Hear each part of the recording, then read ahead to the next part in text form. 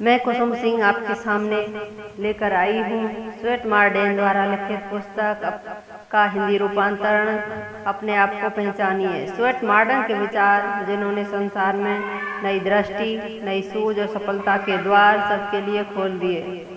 विचारों की भूमिका, जबकि प्रमुख बात है कि आपके विचार क्या हैं। कोई भी क्षेत्र हो, उसमें विचारों की भूमिका बड़ी है। विचारों का हमारे ऊपर प्रभाव पड़ता है, वह हमारी समस्त क्रिया शक्तियों को संचालित करते हैं और हमारा जीवन प्रभावित होता है। आजकल विचार शक्ति पर अनुसंधान चल रहा है। इसमें पाया गया है कि विचार मानव का कायाकल्प कर देते हैं।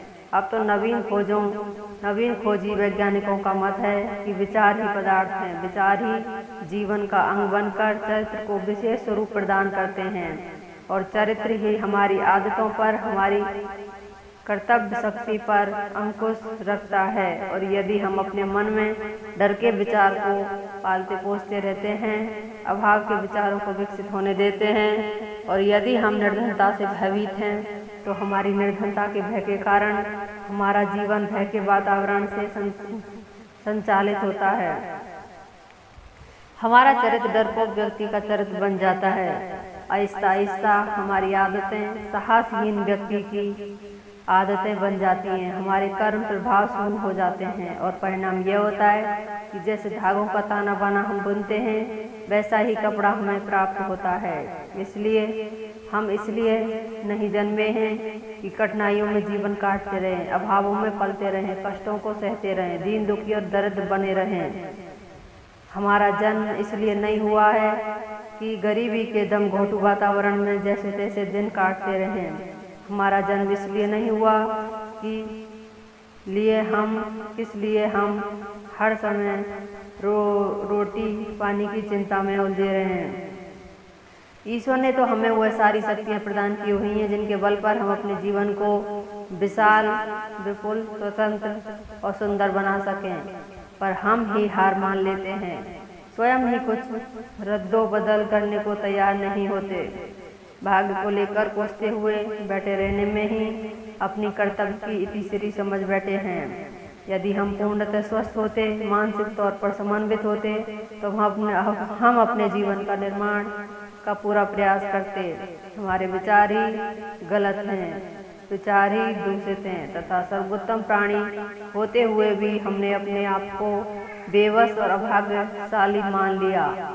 समय की चोट सहते हुए कैसी जिंदगी जी रहे हैं। फिर अपने को हम हीन क्यों मानते हैं, और तब आप अपने को एक भिन्न प्राणी के अभावों की पंक्ति में क्यों मानते हैं। क्यों नहीं विचारों के इस बंधन को आप झटक कर दूर कर देते हैं। क्यों इन गलत विचारों से आप लिपटे हुए हैं। क्यों आप अपने को हीन मान बैठे हैं, अपने आप को बंधनों में लपेट रखा है। इसलिए आप अपने को हीन मानते हैं। आपने खुद अपने ऊपर पाबंदियों का बोझ लाद रखा है।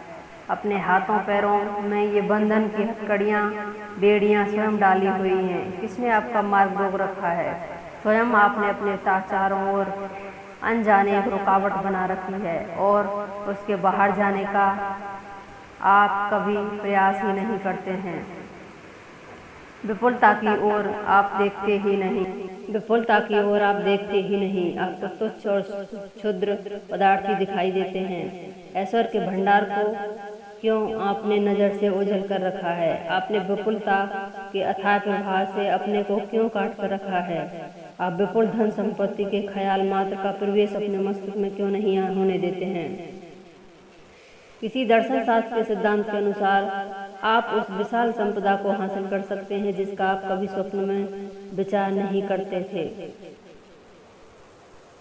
तब प्रकृति के किस सिद्धांत के अनुसार वह वस्तु आपको मिल सकती है जिसके विषय में आपका विश्वास है आपको मिल नहीं सकती है। जब आपका यही दृढ़ विश्वास है कि गरीबी ही आपके भाग्य में लिखी है, तो संपन्नता भला आपके पास कैसे आ सकती है। सीमित रूप हमारे अपने अंदर है, विधाता में यह सीमित नहीं है। धन्यवाद।